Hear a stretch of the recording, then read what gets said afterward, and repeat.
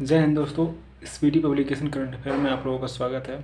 आज का टॉपिक मैं डेली शॉर्ट टॉपिक कंप्लीट करता हूँ। आज का पहला टॉपिक है विभिन्न रिपोर्ट एवं सूचकांक 2021 से 2023 तक जितने भी हैं। ठीक, तो शुरू करते हैं पहले क्वेश्चन के साथ। ग्लोबल रिमोट वर्क इंडेक्स 2023 जारीकर्ता संगठन नहीं इसमें दिया गया है। सम्मिलित देश 108 देश है, जिसमें शीर्ष पे नंबर 1 पे है डेनमार्क 64वां, भारत का स्थान 64वां स्थान है। ठीक, भारत का स्थान 64वां स्थान है। 2022 में इसका 49वां स्थान था। ठीक, वैश्विक पेंशन सूचकांक 2023 मर्सर CAFA इंस्टीट्यूट। ठीक, इसमें सम्मिलित देश 47 देश हैं, जिसमें से नीदरलैंड शीर्ष पर था, नंबर 1 पर था। भारत का स्थान 45वां था 2023 में, जबकि वहीं 2022 में 41वां स्थान था। ठीक, ग्लोबल हंगर इंडेक्स 2023 वैल्यूथुंगरी हिल्फे जर्मन संस्था द्वारा 125 देश सम्मिलित हैं, जिसमें से बेलारूस नंबर 1 पे आया था, जबकि भारत का स्थान 111वां था। 2022 में 107 स्थान था। ठीक, वैश्विक नवाचार सूचकांक 2023 बौद्धिक संपदा संगठन WIPO के द्वारा वैश्विक नवाचार सूचकांक 2023 बौद्धिक संपदा संगठन WIPO के द्वारा 132 देश सम्मिलित हैं, जिसमें से शीर्ष पे स्विट्जरलैंड था, जबकि भारत का स्थान 40वां था। 2022 में भी 40वां स्थान था भारत का। ठीक, नेक्स्ट, वैश्विक ऊर्जा संक्रमण सूचकांक 2023 विश्व आर्थिक मंच द्वारा लॉन्च किया जाता है। इसको मतलब संस्था द्वारा जारी करते हैं, और उसके बाद 120 देश इसमें शामिल होते हैं, जिसमें स्वीडन नंबर 1 पे है, जबकि भारत का स्थान आप 67वां स्थान 2021 में 87 स्थान था। वैश्विक शांति सूचकांक institute for economics and peace, जिसमें 63 देश हैं। Iceland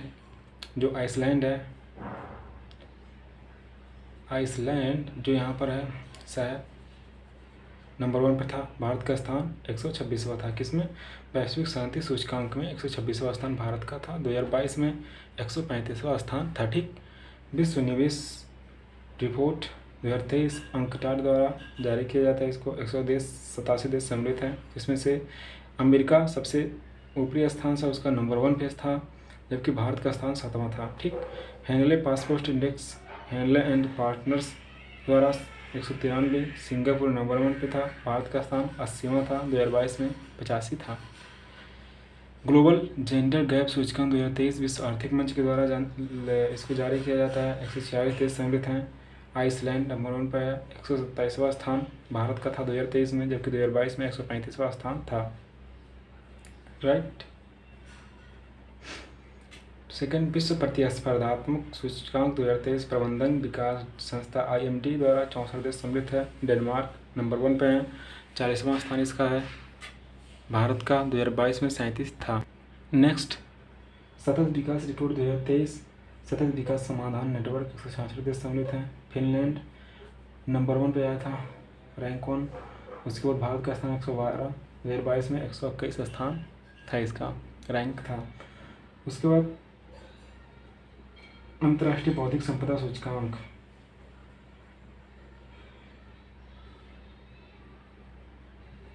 global innovation policy centre US के द्वारा 55 देश सम्मिलित है। अमेरिका पहले स्थान पर था, भारत का स्थान 42वां 2023 में था, जबकि 2022 में 43वां स्थान था। गुड गवर्नमेंट इंडेक्स 2023 में चांडलर इंस्टीट्यूट के द्वारा जारी किया जाता है। 104 देश सम्मिलित हैं, जिसमें से शीर्ष स्थान पर सिंगापुर है, उसको भारत का स्थान 57वां है। विश्व प्रेस सूचकांक 2023 रिपोर्ट विदाउट बॉर्डर्स विश्व प्रेस स्वतंत्रता सूचकांक 2023 रिपोर्ट विदाउट बॉर्डर्स फ्रांस 180 देश शामिल हैं, जिसमें से नॉर्वे नंबर 1 पे है, 161वां स्थान था भारत का, जबकि 2022 में 150वां स्थान था भारत का। ठीक, विश्व प्रेस स्वतंत्रता सूचकांक 2023 रिपोर्ट विदाउट बॉर्डर्स फ्रांस के द्वारा लॉन्च किया जाता है। इसको जारी करते हैं। 180 देश सम्मिलित है, इसमें नॉर्वे से पहले स्थान पर है, जबकि भारत का स्थान 161वां 180 में से 2022 में 150वां स्थान था। 161वां की भारत में 150वां स्थान था। लॉजिस्टिक परफॉर्मेंस इंडेक्स 2023 विश्व बैंक द्वारा जारी किया जाता है। 139 देश है, जिसमें सिंगापुर नंबर 1 है, भारत का स्थान 38वां 2018 में 44वां था। ठीक, विश्व दासता सूचकांक 2023 मानव अधिकार समूह वॉक फ्री 160 देश, उत्तरी कोरिया इसमें नंबर 1 पे है। ठीक, भारत का स्थान इसमें नहीं था। आर्थिक स्वतंत्रता सूचकांक 2023 द हेरिटेज फाउंडेशन 180 देश हैं, सिंगापुर नंबर 1 पे था, जबकि भारत का स्थान 131 था, 2022 में था 131। ठीक, विश्व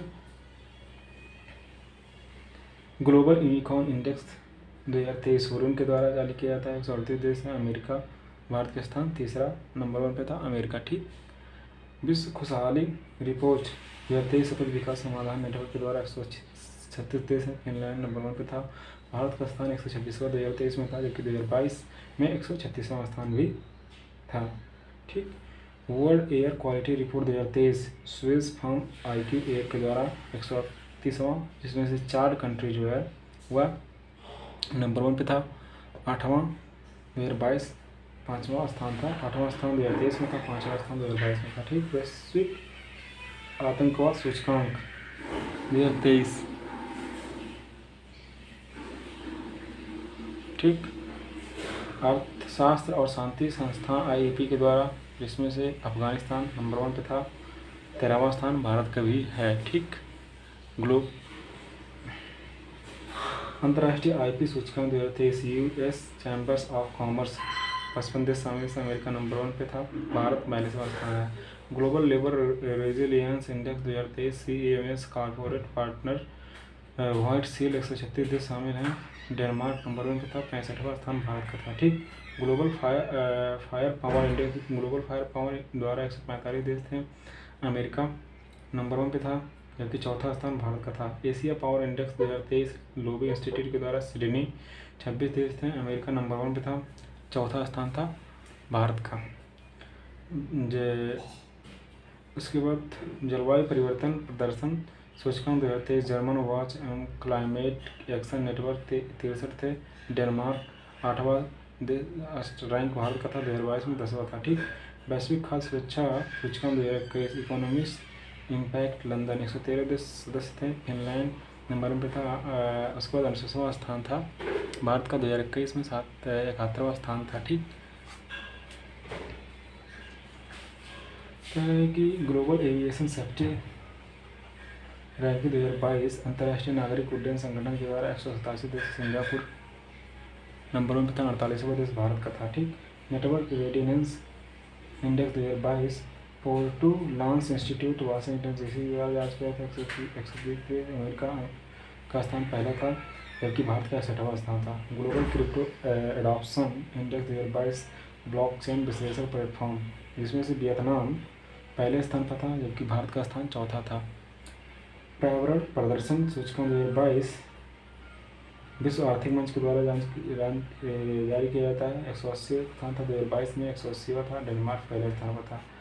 द वेल्थ रिपोर्ट 2022 नाइट फैंक के द्वारा जांच किया जाता है, जबकि अमेरिका स्थान पहला था, तीसरा स्थान था भारत का। मानव विकास सूचकांक 2021 संयुक्त राष्ट्र विकास कार्यक्रम UNDP के द्वारा लॉन्च किया जाता है इसको, 191 देश से स्विट्जरलैंड 132 देश, और उसके बाद स्कोर था 0.633 था। वैश्विक लोकतांत्रिक सूचकांक 2021 इकोनॉमिस्ट इंटेलिजेंस यूनिट के द्वारा जांच किया जाता है, नॉर्वे पहला स्थान पर था, 46वां स्थान भारत का था, 2020 में 53वां था। भ्रष्टाचार धारा सूचकांक 2021 ट्रांसपेरेंसी इंटरनेशनल के द्वारा जारी किया जाता है, 180 देश थे, डेनमार्क पहले स्थान पर था, जबकि 85वां स्थान था भारत का। वैश्विक स्वास्थ्य सुरक्षा सूचकांक 2021 John Hopkins centre for health security 195 देश थे, US के द्वारा इसको US नंबर 1 पे था, उसको USA नंबर 66 भारत का स्थान था। वर्ल्ड टैलेंट रैंकिंग रिपोर्ट 2021 प्रबंधन विकास संस्थान IMD के द्वारा इसको जारी करते हैं, 64 देश थे, स्विट्जरलैंड नंबर 1 पे था, 56वां देश था भारत का। ठीक, तो आज का एक टॉपिक पहला टॉपिक था विभिन्न रिपोर्ट एवं सूचकांक, जो ही एग्ज़ाम के तौर पर बहुत ही ज़्यादा इंपॉर्टेंट है। तो नेक्स्ट टॉपिक आर्थिक समीक्षा 2022 से 2023 के बीच में वित्त मंत्री निर्मला सीतारमण जो वर्तमान के वित्त मंत्री हैं ने 31 जनवरी 2023 को संसद में आर्थिक सर्वेक्षण 2023 पेश किया था। इस आर्थिक सर्वेक्षण को मुख्य आर्थिक सलाहकार श्री वी आनंद नागेश्वरम के नेतृत्व में तैयार किया गया था। इस बार के आर्थिक सर्वेक्षण की थीम थी मध्यावधि स्थिति आशावादी तथा विश्वसनीय। मध्यावधि स्थिति आशावादी तथा विश्वसनीय आर्थिक समीक्षा 2022-2023 के महत्वपूर्ण तथ्य क्या हैं? अर्थव्यवस्था की विकास दर मार्च 2023 को समाप्त होने वाले वर्ष के लिए 7% वास्तविक रहने की उम्मीद है। पिछले वित्त वर्ष में विकास दर 8.7% रही थी, जो कि इस वर्ष कम हो गई थी। पिछले साल के आर्थिक सर्वेक्षण में 2022 के दौरान देश की GDP विकास दर 8 से 8.5% रहने का अनुमान जाहिर किया गया था। वित्त वर्ष 2023 से 2023 के दौरान भारत की GDP विकास दर 6 से 6% रहने का अनुमान है। ठीक, वित्त वर्ष 2023 से 2024 के लिए GDP विकास दर वास्तविक आधार पर 6.5% ही रहेगी। राइट, भारत PP क्रय शक्ति क्षमता के संदर्भ में तीसरा है, जबकि विनिमय दर के मामले में 5वें स्थान सबसे बड़ी अर्थव्यवस्था बनकर सामने उभरी है। वित्तीय वर्ष 2022 से 2023 के प्रथम अग्रिम अनुमान के अनुसार भारत में प्रति व्यक्ति निवल राष्ट्रीय आय स्थिर मूल्य पर 94,522 रुपये है तथा प्रति व्यक्ति आय की वार्षिक वृद्धि दर 5.5% है। सर्वेक्षण के मुताबिक 2022 में GST करदाताओं की संख्या 70 लाख से दोगुना होकर 1.4 करोड़ पहुंच गई है। ठीक, सर्वेक्षण के अनुसार वित्त वर्ष 2022 से 2023 के दौरान राजकोषीय घाटा 6.4% रहा, जो पिछले वर्ष की तुलना वर्ष में 6.7 रहा है। दिसंबर 2022 के अंत में विदेशी मुद्रा भंडार 562.72 बिलियन अमेरिकी डॉलर था। RBI ने वित्त वर्ष 2022 से 23 में मुद्रास्फीति दर 6% रहने का अनुमान लगाया था। वित्त वर्ष 2022 से 2023 में कृषि का सकल मूल्यवर्धन GVA मूलभूत कीमतों पर 3.5% रहा है, जो पिछले वित्त वर्ष के 3% से अधिक रहा है।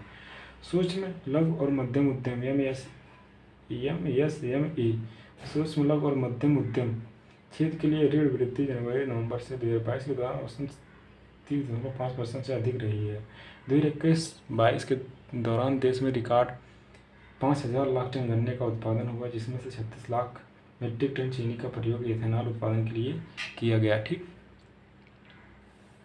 वित्त वर्ष 2022 से 2023 में उद्योग क्षेत्र का सकल मूल्यवर्धन GVA मूलभूत कीमतों पर 4.1% रहा, जो कि पिछले वित्त वर्ष के 10.3% से काफ़ी कम रहा है। राइट, वित्त वर्ष 2023 में सेवा क्षेत्र की वृद्धि दर 9.1% रहने का अनुमान लगाया था, जो कि पिछले वित्त वर्ष के 8.4% से भी अधिक रहा है। राइट, भारत के विदेशी व्यापार के प्रमुख भागीदारी देश थे। भारत सर्वाधिक निर्यात करने वाला देश अमेरिका, UAE, नीदरलैंड, चीन। भारत सर्वाधिक आयात करने वाला देश था चीन, UAE, अमेरिका। भारत 2022 में 100 अरब अमेरिकी डॉलर प्राप्त करके विश्व भर में शीर्ष प्रेषणकर्ता प्राप्त बन गया है। भारत के ई-कॉमर्स बाजार के वर्ष 2025 तक हर साल 18% की दर से बढ़ने का अनुमान है। कुल प्रजनन दर 2.1 हो गया, जो पहले वर्ष 2.4 था। शिशु मृत्यु दर 38.4 हो गया है, जो कि पहले वर्ष 46 पॉइंट था। नवजात मृत्यु दर 24.9 है, जो पिछले वर्ष 29.5 था। अप्रैल दिसंबर 2022 में वस्तु निर्यात 332.5 अरब डॉलर का हुआ था। भारत की खुदरा मुद्रास्फीति दर अप्रैल 2022 में 7.8% पर पहुंच गई है। ठीक, केंद्र और राज्य सरकार का स्वास्थ्य क्षेत्र पर बजटीय व्यय वित्त वर्ष में 2.2% तक पहुंच गया था, जो वित्त वर्ष 2021 में 1.6% था। सामाजिक क्षेत्र का व्यय वित्त वर्ष 2016 के 9.1 लाख करोड़ रुपीस से बढ़कर 2023 में 21.3 लाख करोड़ रुपये हो गया था। 220 करोड़ से अधिक कोविड-19 वैक्सीन की खुराक दी गई। भारत ने वर्ष 2070 तक शून्य कार्बन उत्सर्जन लक्ष्य को प्राप्त करने के लिए नेट जीरो का संकलन व्यक्त किया है। भारत ने वर्ष 2023 से पहले गैर जीवाश्म ईंधन से 40% स्थापित विद्युत क्षमता के अपने लक्ष्य को हासिल किया। भारत वर्ष 2005 के स्तर से वर्ष 2030 तक अपने सकल घरेलू उत्पाद की उत्सर्जन तीव्रता 55% तक कम करेगा। राष्ट्रीय हरित हाइड्रोजन मिशन से भारत वर्ष 2047 तक ऊर्जा के मामले में आत्मनिर्भर हो जाएगा। पर्यावरण के लिए जीवन शैली LIFE के रूप में जनन आंदोलन शुरू किया गया। वर्ष 2020 से 2021 में कृषि में निजी निवेश बढ़कर 9.3% हो गया है। भारत में खाद्यान्न उत्पादन में निरंतर वृद्धि देखी गई। राष्ट्रीय खाद्य सुरक्षा अधिनियम NFSA के तहत लगभग 81.4 करोड़ लाभार्थियों को 1 वर्ष के लिए मुफ्त खाद्यान्न मिलेगा। औद्योगिक क्षेत्र द्वारा समग्र सकल मूल्य वर्धित GVA 3.7% बढ़ा, जो कि पिछले दशक की 2.8% की औसत वृद्धि से अधिक था। राइट, भारत वैश्विक स्तर पर दूसरा सबसे बड़ा मोबाइल फ़ोन निर्माता बन गया है। वैश्विक स्तर पर दूसरा सबसे बड़ा मोबाइल निर्माता बन गया है। अक्टूबर 2022 तक 2359 किसान रेलों ने लगभग 7.91 लाख टन खराब होने वाली वस्तुओं का परिवहन किया। वर्ष 2016 में शुरू की गई उड़ान योजना से 1 करोड़ से अधिक हवाई यात्रियों ने लाभ उठाया। ठीक, तो ये आपका आर्थिक समीक्षा 2022 से लेकर 2023 के बीच का था। अब शुरू करते हैं नेक्स्ट टॉपिक, केंद्रीय आम बजट 2023 से 2024। ठीक, वित्त मंत्री निर्मला सीतारमण ने 1 फरवरी 2023 को अपना 5वां केंद्रीय बजट 2023 से 2024 पेश किया। कुल 45.3 लाख करोड़ का बजट पेश किया, जो कि पिछले बजट से 7.5% अधिक है। यह अमृतकाल का पहला बजट है। अमृत काल के लिए विजन, सशक्त और समावेशी अर्थव्यवस्था, युवा वर्ग पर विशेष जोर देते हुए नागरिकों के लिए अवसर, रोजगार सृजन में वृद्धि, मजबूत और स्थिर बृहद आर्थिक वातावरण। राइट, बजट 2023-2024 की 7 प्राथमिकताएं या सप्तऋषि: समावेशी विकास, अवसंरचना और निवेश, हरित विकास, वित्तीय क्षेत्र, ठीक, आखिरी व्यक्ति तक पहुंच, क्षमता का विकास, युवा शक्ति। ये था सप्तऋषि: समावेशी विकास, अवसंरचना और निवेश, हरित विकास, वित्तीय क्षेत्र, आखिरी व्यक्ति तक पहुंच, क्षमता का विकास, युवा शक्ति। बजट तो सप्तऋषि पूछ सकता है। तो समावेशी विकास था, समावेशी विकास, अवसंरचनात्मक और निवेश, हरित विकास, हरित वित्तीय क्षेत्र, आखिरी व्यक्ति तक पहुंच, क्षमता का विकास, युवा शक्ति। बजट अनुमान 2023-2024 कुल व्यय 45.03 लाख करोड़। ठीक, पूंजीगत व्यय 10.01 लाख करोड़, राजस्व व्यय 35.02 लाख करोड़। ठीक, प्रभावी पूंजीगत व्यय 13.71 लाख करोड़। कुल प्राप्तियाँ उधारी के अलावा 17.2 लाख करोड़, राजस्व प्राप्तियाँ 26.32 लाख करोड़, पूंजी प्राप्तियाँ 18.7 लाख 0 करोड़, राजस्व घाटा 9.9 लाख करोड़ रुपये, GDP का 3.8%, राजस्व घाटा 8.69 लाख करोड़, GDP का 2.9%, राजकोषीय घाटा 16.61 लाख करोड़, GDP का 6.4, राजकोषीय घाटा 17.86 लाख करोड़, GDP का 5.9, प्राथमिक घाटा 7.06 लाख करोड़, GDP का 2.3%। विशिष्ट मंत्रालय के आवंटन: रक्षा मंत्रालय कितना रुपया खर्च किया था? 5.94 लाख करोड़। सड़क परिवहन और राजमार्ग मंत्री 2.7 लाख करोड़। रेल मंत्रालय 2.41 लाख करोड़। उपभोक्ता मामले में खाद 2.06 लाख करोड़। गृह मंत्रालय 1.96 लाख करोड़। शिक्षा मंत्रालय 1.1 लाख करोड़ रुपीज़। रसायन और उर्वरक मंत्रालय 1.7 लाख करोड़ रुपीज़। ग्रामीण विकास मंत्रालय 1.6 लाख करोड़ रुपीज़। कृषि और किसान मंत्रालय 1.25 लाख करोड़ रुपीज़। संचार मंत्रालय 1.23 लाख करोड़ रुपीज़ इन्वेस्ट अपना लिए थे। ठीक, प्रमुख योजनाओं के लिए धन का आवंटन: जल जीवन मिशन 70,000 करोड़ रुपया। प्रधानमंत्री आवास 79,590 करोड़ रुपये का बजट पास किया गया था। Eklavya residential school 5,943 crore. PM किसान 60,000 करोड़ रुपया। PM किसान के लिए AMRUT अमरूट और स्मार्ट सिटीज इस मिशन 16,000 करोड़ रुपया। राष्ट्रीय शिक्षा मिशन 38,953 करोड़। राष्ट्रीय स्वास्थ्य मिशन 36,785 करोड़। मनरेगा में 60,000 करोड़ रुपया। सक्षम आंगनबाड़ी और पोषण 2.0 20,554 करोड़। स्वच्छ भारत मिशन 12,192 करोड़। प्रधानमंत्री फसल बीमा योजना 13,625 करोड़ रुपये। ठीक, फेम स्कीम 5,175 करोड़ 72 करोड़। उत्तर पूर्वी विशेष संरचना विकास 2,491 करोड़। केंद्रीय बजट 2023-2024 महत्वपूर्ण तथ्य: वर्ष 2023 से 2024 में भारतीय अर्थव्यवस्था को 7% बढ़ने का अनुमान है। प्रति व्यक्ति आय दोगुने से अधिक बढ़कर 1.97 लाख रुपीज़ हो जाएगी। GST मासिक राजस्व लगभग 1.5 लाख करोड़ के आसपास बना रहेगा। 2023 से 2024 में 10.5% GDP विकास दर का अनुमान है। भारतीय अर्थव्यवस्था की 5वीं सबसे बड़ी अर्थव्यवस्था बन गई है। ब्याज भुगतान 10.80 लाख करोड़ होने का अनुमान है, जो कि कुल राजस्व का 13.8 है। वर्ष 2023 से 2024 में राजस्व से घाटा GDP का 5.9% रहने का अनुमान है। वर्ष 2025 से 26 तक राजकोषीय घाटा को 4.5% से नीचे लाया गया। नया व्यवस्था में टैक्स स्लैब की संख्या 7 से घटाकर 5 कर दी गई। अब कुल 7 लाख रुपये तक की कमाई वाले पर कोई टैक्स नहीं लगेगा। अग्निवीरों को अग्निवीर कॉर्प्स फंड से मिलने वाले भुगतान टैक्स रहित है। आवासीय घर में किए गए निवेश पर पूंजीगत लाभों से कटौती की सीमा 10 करोड़ रुपये की थी। नई व्यवस्था के तहत उच्चतम अधिभार को 37% घटाकर 25% कर दी गई। नई कर व्यवस्था में वेतनधारियों को 5,000 और पेंशनधारियों को 15,000 तक की मानक कटौती का प्रस्ताव किया गया। ठीक। गैर सरकारी कर्मचारियों के लिए सेवानिवृत्ति पर मिलने वाली अवकाश नकदीकरण कर पर छूट की सीमा बढ़कर 25 लाख किया गया। पूंजी निवेश पर को 33.4% बढ़ाकर 10 लाख करोड़ रुपये किया गया। PM जनधन योजना के तहत 7.9 लाख करोड़ रुपये जन खाते में खोले गए। ठीक। नेक्स्ट, 102 करोड़ लोगों को 220 करोड़ का टीकाकरण किया गया। उज्ज्वला के तहत 9.6 लाख करोड़ रुपये LPG कनेक्शन कर दिए गए।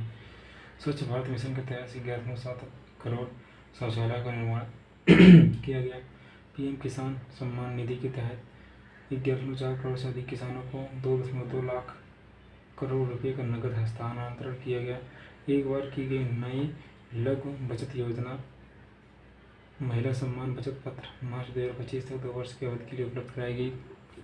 मासिक आय खाता को योजना की अधिकतम जमा सीमा एकल के लिए 4.5 लाख से बढ़ाकर 9 लाख और संयुक्त खाते के लिए 9 लाख से बढ़ाकर 15 लाख की गई। ग्रामीण क्षेत्र में युवा उद्यमियों द्वारा कृषि स्टार्टअप को प्रोत्साहित करने के लिए कृषक तर्क को स्थापित किया गया। 2200 करोड़ रुपये के पर उच्च मूल्य की बागवानी फसलों के लिए आत्मनिर्भर स्वच्छ संयंत्र कार्यक्रम शुरू किए जाएंगे। प्रधानमंत्री विश्वकर्मा कौशल सम्मान के तहत पारंपरिक कारीगर और शिल्पियों को कौशल प्रशिक्षण और वित्तीय सहायता दी गई। DAY कार्यक्रम के तहत 81 लाख स्वयं सहायता समूहों को बड़े व्यापार हेतु उद्यम में परिवर्तन किया गया। MSME को 2 लाख करोड़ रुपये का अतिरिक्त संपार्श्विक मुक्त ऋण। MSME के तहत संविदा निष्पादन को सरल बनाने के लिए विश्वासमान लाया गया। सरकार और सरकारी उपक्रमों के संविदागत विवादों के निपटान के लिए विश्वास टू लाया जाएगा। राष्ट्रीय सूचना रजिस्ट्री स्थापित की जाएगी। वर्ष 2023 के लिए राष्ट्रीय बजट के आवंटन को पिछले वर्ष 5.25 लाख करोड़ से 5.25 करोड़ से बढ़ाकर 5,93,597,564 करोड़ रुपये किया गया। रक्षा पेंशन के लिए अलग से 1,38,205 करोड़ रुपये आवंटित किए गए। 1.62 लाख करोड़ रुपये पूंजीगत व्यय के लिए रखे गए, जिसमें से नए हथियार, विमान, युद्धपोत, अन्य सैन्य हार्डवेयर खरीदना शामिल है। प्रधानमंत्री आवास योजना के लिए प्रवेश 700 से बढ़ाकर 79,000 करोड़ से अधिक किया गया। 5G एप्लीकेशन के लिए 100 प्रयोगशालाएँ स्थापित की जाएंगी।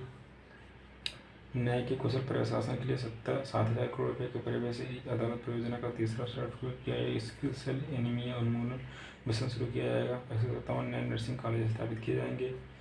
राष्ट्रीय डिजिटल पुस्तकालय स्थापित किया जाएगा। 740 एकलव्य मॉडल आवास विद्यालय के लिए अगले 3 वर्षों में 38,000 शिक्षकों और सहायक कर्मचारियों की भर्ती की जाएगी।